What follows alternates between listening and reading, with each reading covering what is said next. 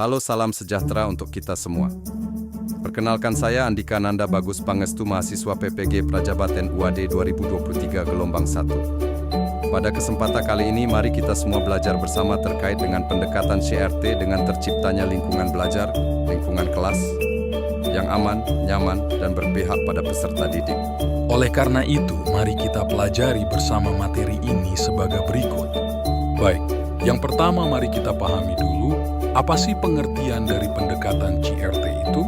Culturally Responsive Teaching, CRT, adalah pendekatan dalam pendidikan dan pengajaran yang memanfaatkan pengetahuan tentang budaya peserta didik, konteks budaya dan latar belakang etnis mereka untuk membuat proses belajar mengajar lebih relevan dan efektif bagi peserta didik dari berbagai latar belakang budaya.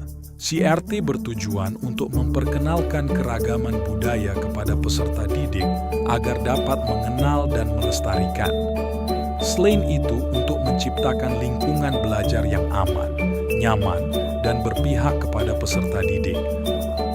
Pendekatan CRT berupaya memberikan akses dan kesempatan yang adil dalam pendidikan untuk semua peserta didik guna mengembangkan potensi mereka secara optimal, khususnya peserta didik dari kelompok minoritas yang kerap menghadapi berbagai hambatan khas. Dapat kita lihat beberapa tahapan dalam pendekatan CT. Di antaranya, yaitu pertama adalah identitas. Maksud dari tahap pertama ini adalah peserta didik diajak untuk mengenal identitas budayanya. Yang kedua, pemahaman budaya dimaknai peserta didik dapat mengkonstruksikan pemahaman budaya dengan ilmu pengetahuan baru. Selanjutnya yang ketiga adalah kolaborasi. Kolaborasi di sini dimaknai untuk memastikan partisipasi dan perspektif marginal kelompok minoritas terrepresentasikan dalam merancang solusi yang inklusif dan responsif terhadap kebutuhan mereka. Selanjutnya yang keempat adalah berpikir kritis untuk refleksi. Dan tahapan kelima, yaitu konstruksi transformasi. Tahapan ini dimaknai ketika peserta didik menyajikan pemahaman mereka melalui sebuah proyek. Kelima tahapan tersebut sebagaimana yang dikemukakan oleh Guy. Kelima tahapan ini penting agar pendekatan CRT bisa secara efektif mengatasi ketidakadilan rasial dan membawa perubahan sistemik yang diperlukan dalam proses pembelajaran. Dengan memahami latar belakang budaya dan pengalaman unik setiap peserta didik, guru yang menggunakan pendekatan CRT dapat mendesain pengajaran yang relevan dan merepresentasikan keragaman peserta didik. Hal ini membuat mereka merasa dihargai dan termotivasi untuk belajar.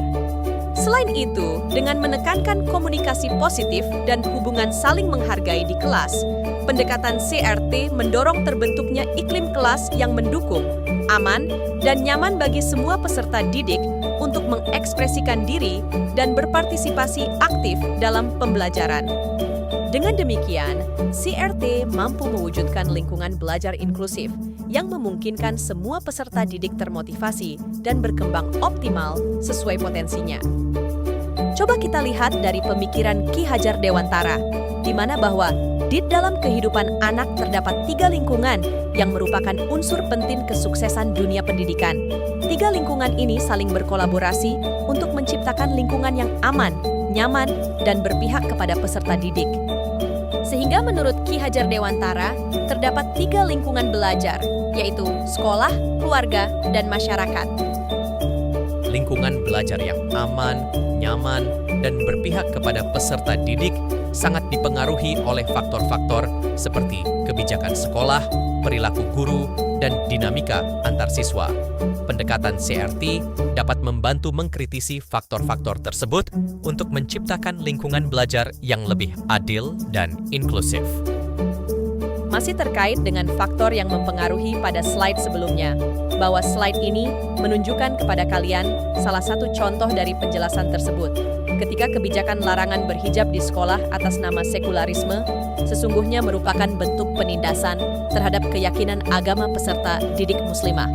Pendekatan CRT dapat mengkritik kebijakan tersebut karena melanggar hak asasi manusia atas kebebasan beragama dan menciptakan lingkungan belajar yang tidak aman dan nyaman bagi minoritas muslimah. Dari apa yang telah kita bahas sejauh ini, menurut kalian, apa sih pentingnya kita menciptakan lingkungan belajar aman, nyaman, dan berpihak kepada peserta didik itu? Coba kalian cermati poin-poin ini, di mana bahwa kita dapat mengetahui pentingnya menciptakan lingkungan belajar aman, nyaman, dan berpihak kepada peserta didik itu. Penjelasan poin pertama bahwa lingkungan belajar yang aman dan bebas dari bullying atau intimidasi memastikan peserta didik merasa aman untuk belajar. Penjelasan poin kedua bahwa lingkungan belajar yang suportif dapat mengurangi stres dan kecemasan peserta didik. Penjelasan poin ketiga bahwa lingkungan belajar yang inklusif dan ramah memastikan semua peserta didik berani dan nyaman untuk bertanya, berdiskusi, dan berpendapat. Penjelasan poin keempat bahwa studi menunjukkan lingkungan belajar yang kondusif berkontribusi pada peningkatan motivasi belajar dan capaian pembelajaran peserta didik. Penjelasan poin kelima bahwa interaksi yang hangat dan suportif antara guru dan murid sangat penting dalam penciptaan lingkungan belajar yang berpihak pada kebutuhan peserta didik.